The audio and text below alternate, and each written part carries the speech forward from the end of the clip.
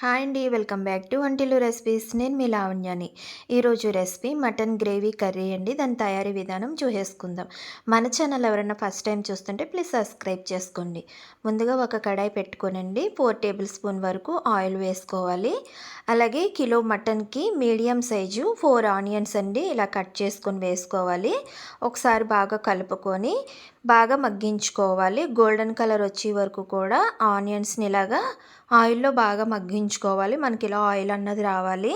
ఇప్పుడు ముందుగా వాష్ చేసి పెట్టుకున్న మటన్ కూడా వేసేసుకొని బాగా కలుపుకోవాలి. అయితే మటన్లో వాటర్ వస్తూ ఉంటుంది. ఆ వాటర్ అంతా ఇంకిపోయి మనకి ఆయిల్ పైకి వచ్చే వరకు కూడా ఇలా మటన్ అయితే మగ్గించుకోవాలి.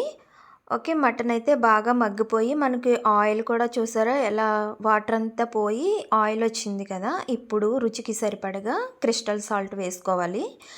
1/2 టేబుల్ స్పూన్ వరకు పసుపు, 2 టేబుల్ స్పూన్ వరకు రెడ్ చిల్లీ పౌడర్ వేసుకొని మళ్ళీ ఈ మిశ్రమం అంతా కూడా ఒకసారి బాగా కలుపుకోవాలి. ఈ ఉప్పు కారం మటన్కి పట్టే వరకు కూడా ఇలా కలుపుకుంటూనే ఉండాలండి. ఓకే, ఇప్పుడైతే మనం అప్పటికప్పుడు చేసుకున్న అల్లం వెల్లుల్లి పేస్ట్ 1 టేబుల్ స్పూన్ వరకు వేసుకోవాలి. అలాగే కట్ చేసి పెట్టుకున్న పచ్చిమిర్చి కూడా వేసుకొని అల్లం వెల్లుల్లి పేస్టు పచ్చివాసన పోయేంత వరకు కూడా ఇలా వేగించుకోవాలి. ఇప్పుడు కొంచెం కొత్తిమీర కూడా వేసుకొని మళ్ళీ ఒకసారి మిశ్రమం అంతా కూడా బాగా కలుపుకోవాలి.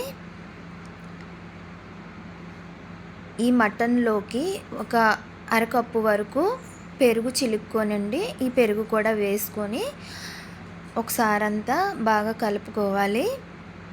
పెరుగు వల్ల కర్రీ చాలా టేస్ట్ వస్తుంది.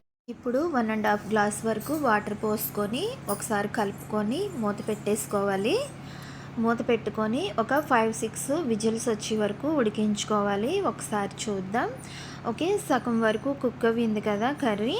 ఇప్పుడు ఈ కర్రీలోకి ముందుగా చేసి పెట్టుకున్న మటన్ మసాలా కూడా వేసేసుకొని కొంచెం కొత్తిమీర కూడా వేసుకొని ఒకసారి బాగా కలుపుకొని మూత పెట్టుకొని మీడియం ఫ్లేమ్లో ఒక 10 మినిట్స్ అయితే కుక్ చేసుకుందాం కర్రీని.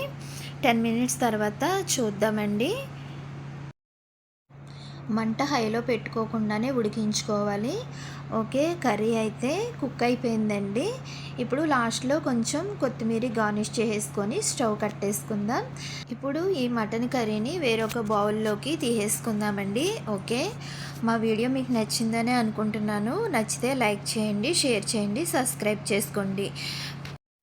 మరిన్ని రెసిపీస్ కోసం మన ఛానల్ని చూస్తూ ఉండండి. Thanks for watching. నెక్స్ట్ వీడియోలో కలుద్దాం.